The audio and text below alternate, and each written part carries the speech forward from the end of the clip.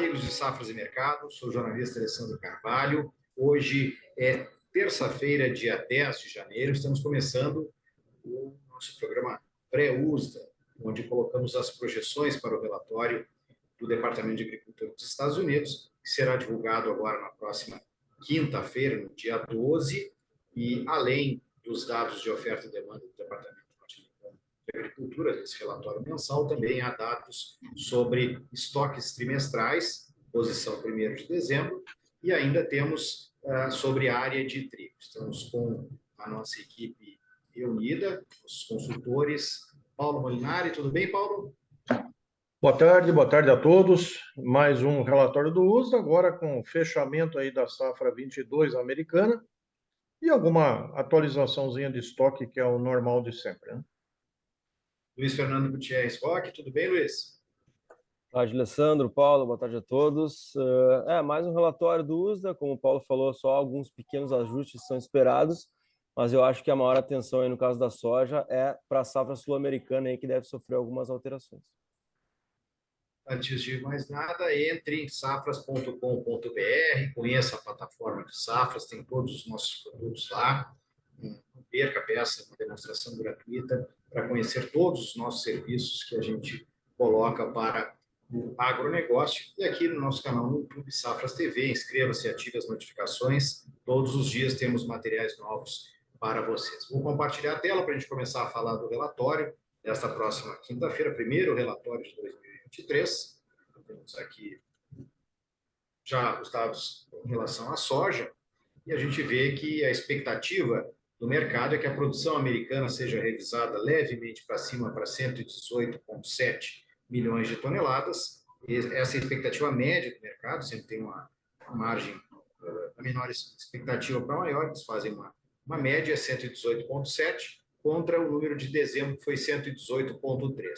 Se espera também para os estoques americanos 22 e 23 uma elevação em relação ao relatório de dezembro. Na média, o mercado espera 6,4 milhões de toneladas. Os estoques globais 22 e 23 devem ser reduzidos de 102,7 para 101,9 milhões de toneladas, segundo sempre a expectativa média do mercado. Não tem a expectativa média para a produção do Brasil e da Argentina, mas os últimos números estão na tela, 152 milhões de toneladas a safra brasileira foi indicada pelo departamento em dezembro, e a safra da Argentina 49,5. Ali abaixo temos os dados sobre os estoques trimestrais americanos na posição de 1º de dezembro. O mercado espera, na média, 85,6 milhões de toneladas, que não foge muito do que estava em igual período do ano anterior, de 2021, que eram 85,8 milhões de toneladas. Então, Luiz, o que te parece essa expectativa do mercado para esse primeiro relatório do ano? Pois é, Alessandro, é um relatório que não deve trazer grandes alterações aí em termos fundamentais por causa de oferta e demanda americana, mas como o mercado está esperando de alguma forma que o USDA mexa um pouquinho na safra americana, a gente pode ter alguma surpresa aí no tamanho dessa mexida, né? O mercado espera por um aumento aí na produção americana, e o que pode trazer alguma surpresa é o tamanho desse aumento, né? Ou, de fato, até eventualmente um corte ou até a manutenção, que é algo inesperado nesse momento. De qualquer forma, a gente espera aí um ajuste muito pequeno, né, de 400, 500 mil toneladas aí, tanto em produção quanto em estoque. Então, eu não vejo em isso se confirmando uma grande mudança aí em termos fundamentais por causa de oferta e demanda americana. Mas, claro, a gente tem que ficar de olho aí numa possível surpresa com relação ao tamanho da produção e ao tamanho do estoque. Eu acho que o principal número, no meu entendimento, para o mercado, porque o momento do mercado ele está olhando para a safra sul-americana, é o tamanho da produção do Brasil e da Argentina, né? A gente sabe que a gente está passando por alguns problemas aqui no sul do Brasil, Rio Grande do Sul especificamente, a Argentina já problemas um pouco mais importantes na zona núcleo, e nós, inclusive, né, na semana passada, reduzimos um pouco o potencial produtivo do Rio Grande do Sul né, consequentemente, diminuindo um pouco a produção brasileira. Nada muito grande até o momento, mas alguns problemas já existem e já trazem uma redução do potencial produtivo.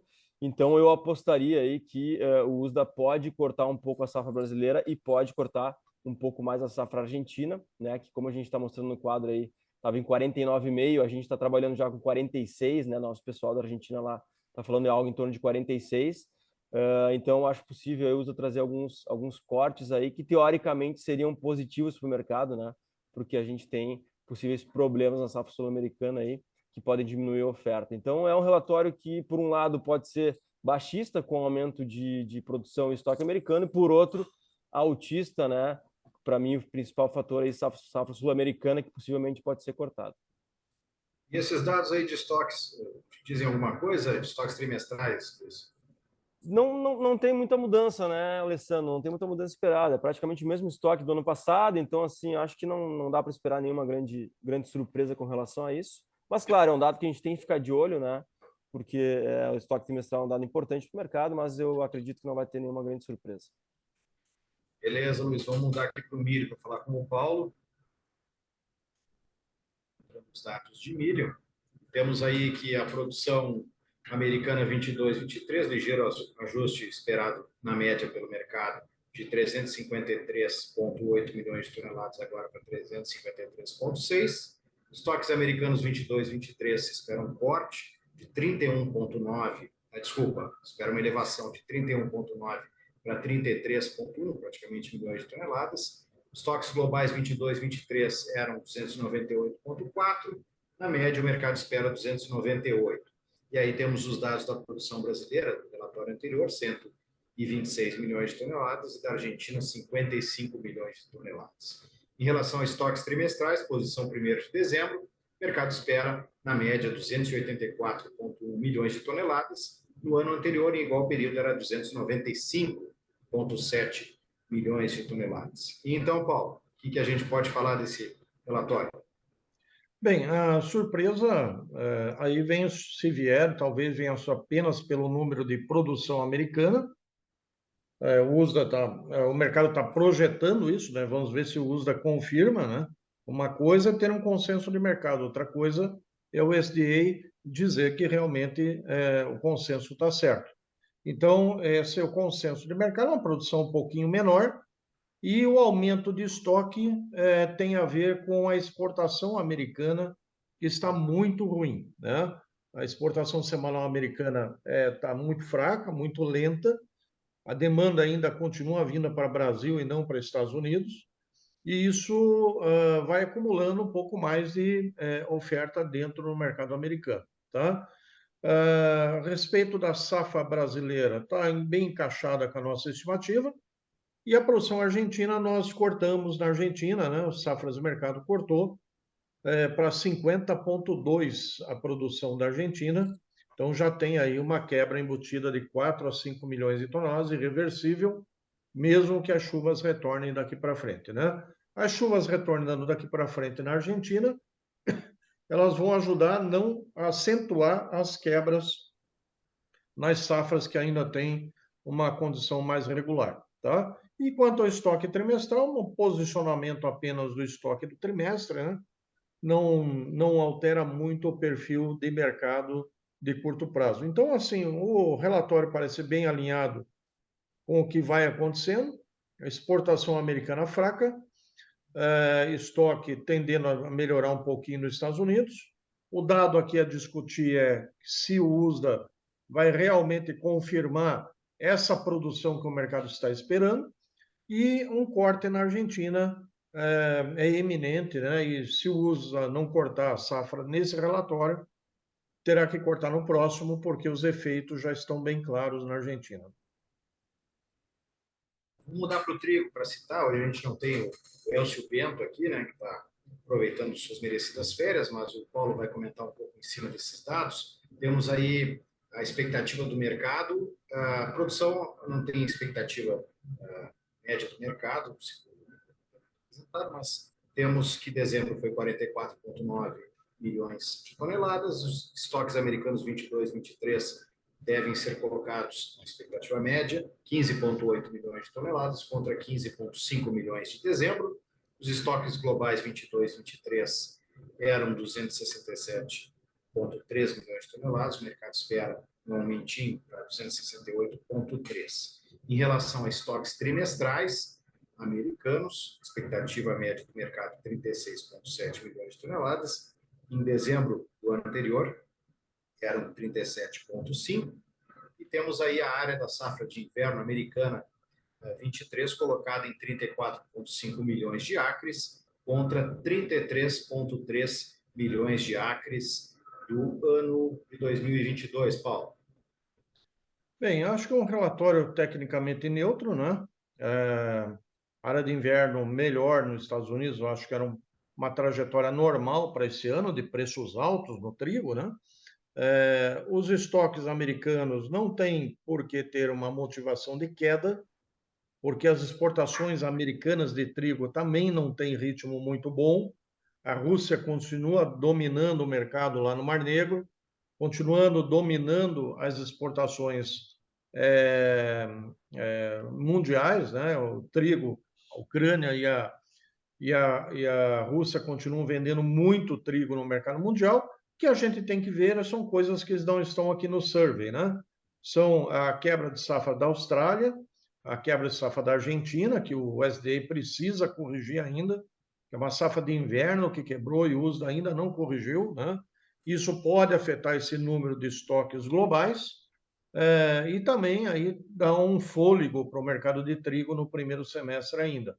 Agora, em torno de estoques americanos e os trimestrais, acho que o mercado não tem muitas novidades em termos de trigo. Talvez as novidades venham pelos ajustes atrasados da safra americana, da safra argentina e australiana, e talvez por um aumento de safra da Rússia, porque a Rússia divulgou aí no mês de dezembro uma safra maior que a esperada, né? Então, aparentemente, o relatório tende a ser neutro para o trigo nesse dia 12. Beleza. Vamos falar um pouquinho sobre a Bolsa de Chicago. Como é que vocês estão vendo o comportamento da Bolsa no dia de hoje, enquanto eu abro a minha tela aqui? Eu não sei se vocês estão aí com a posição da Bolsa hoje. Luiz, Sim, começando falando de soja. sim, na soja, o mercado subindo hoje, Alessandro. Basicamente olhando para clima, né? A gente tem um pouco do financeiro também, que está um pouquinho lateral hoje, né? Está um pouquinho mais tranquilo, o petróleo subindo, mas o clima realmente é o principal driver aí. E os mapas para os próximos 7 dias estão apontando aí para baixa umidade no Rio Grande do Sul, maior parte do Rio Grande do Sul, e na zona núcleo da Argentina, embora no norte da Argentina deva chover um pouquinho mais. Nas principais províncias produtoras, a gente tem pouca umidade sendo esperada, temperaturas ainda elevadas, né? Hoje está fazendo quase 40 graus aqui no Rio Grande do Sul, em algumas regiões.